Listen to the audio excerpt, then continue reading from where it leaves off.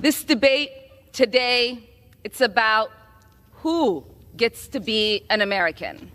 What opinions do we have to be counted as Americans? This is what this debate is about, Madam Speaker.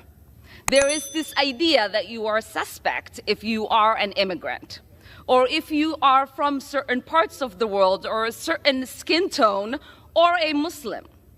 It is no accident that members of the Republican Party accused the first Black president, Barack Obama, of being a secret Muslim. Lisa McClain just went nuclear on the House floor. And she didn't hold back. In under 2 minutes, she torched the left's hypocrisy on law, order, and accountability. While some politicians were busy making excuses, McClain came armed with the Constitution and a backbone. Before we roll it, smash that like, subscribe, and notification bell, because you're about to see the kind of fiery truth Congress tries to hide behind polite speeches and fake apologies. Gentlelady from Michigan is recognized. Thank you, Mr. Speaker. And to use that logic, well, then all those people should have just said sorry and we'd move on, right? But no, we don't do that. And let me tell you, I take a little bit of offense to what the hell is wrong with me. I'll tell you, there's nothing wrong with me. I took an oath to defend the Constitution, and that's exactly what I'm going to do. Again, I'm not going to apologize for it. I'm going to hold the Constitution, and it's very simple. We really shouldn't even have this debate. If you break the law and you follow due process, there are consequences to your actions, even if you say sorry. So we can try all of the diversion tactics that we would like. It doesn't change the fact that someone broke the law and that someone should be held accountable. It is disappointing, Mr. Speaker, that their own party can't hold them accountable, that they have such hypocrisy. So with that, I yield 2 minutes to my friend from New York, Nicole Malliotakis. Gentlelady is recognized for 2 minutes. Thank you. Talk about what Representative Omar has said, talking about that, because I think it's important to put this in context. In February of 2019, Representative Omar tweeted, and I quote, "It's all about the Benjamins, baby," in reference to American support for Israel. She said that AIPAC was buying U.S. representatives. House Speaker Nancy Pelosi and the entire Democratic leadership actually condemned Representative Omar for these anti-Semitic comments.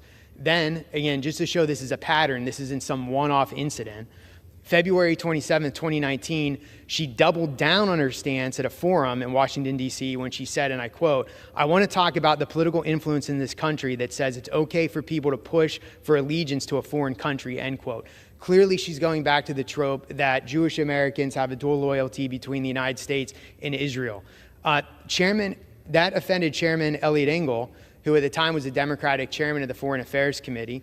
And he said, and I quote, "It's unacceptable and deeply offensive to call into question the loyalty of fellow American citizens because of their political views, including support for the U.S.-Israeli relationship. We all take the same oath.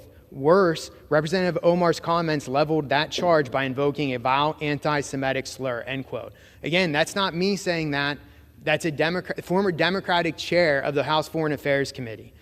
Further, in March 2019, Representative Omar trivialized the terrorist attacks of September 11th that killed just about 3,000 U.S. citizens by describing it as, and I quote, "some people did something." Her words. In 2021, a few months before the death of 13 service members during the botched withdrawal from Afghanistan, Representative Omar compared service members of the United States and the Israeli Defense Forces to terrorist groups like Hamas and the Taliban. She tweeted, and I quote, "We have seen unthinkable atrocities committed by the U.S., Hamas, Israel, Afghanistan, and the Taliban," end quote. To think that a representative here in this body would equate the Israeli Defense Force and the American service members to Hamas and the Taliban speaks volumes. It's unacceptable. That person should not be on the Foreign Affairs Committee. Representative Omar's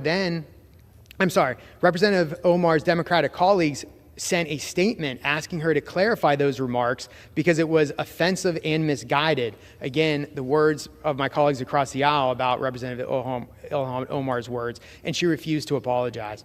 In May of 2021, Representative Omar accused Israel of committing war crimes following days of conflict between Israel and Hamas, where Hamas was launching rockets into Israel that saw thousands of missiles fired indiscriminately at Jerusalem and Tel Aviv, killing civilians. And she described Israel's defensive posture as war crimes, saying nothing about the terrorist attacks of Hamas. So spare me the false outrage over her comments. She has proven time and time again that she should not be on the Foreign Affairs Committee. But I'd like to yield 5 minutes to my good friend from the state of Florida, Representative Maria Salazar. All right, let's rewind. This debate wasn't about some minor issue. It was about accountability. Democrats were trying to defend one of their own who had, let's just say, broken the rules. Their excuse, they said, sorry. Now, call me old-fashioned, but when did sorry become the official get-out-of-jail-free card in Washington? If that's the case, we should rename Congress the Sorry Club. They mess up, they apologize, and boom, taxpayer-funded forgiveness. McClain wasn't buying it. She stood up practically shaking with conviction and said, "What the hell is wrong with me? Nothing.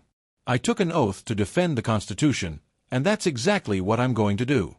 You could hear the discomfort ripple through the chamber because deep down they knew she was right. McClain's message was brutally simple. If you break the law, there are consequences. Period. Due process exists for a reason. And saying, "I'm sorry," doesn't magically rewrite the Constitution. She nailed the part that the political class just doesn't get. The oath of office isn't a photo op. It's a promise. And while too many in Washington treat it like background noise, McClain treats it like her mission statement. Let's be honest, if the average American pulled half the stunts some of these politicians do, they'd be out of a job or behind bars before lunchtime.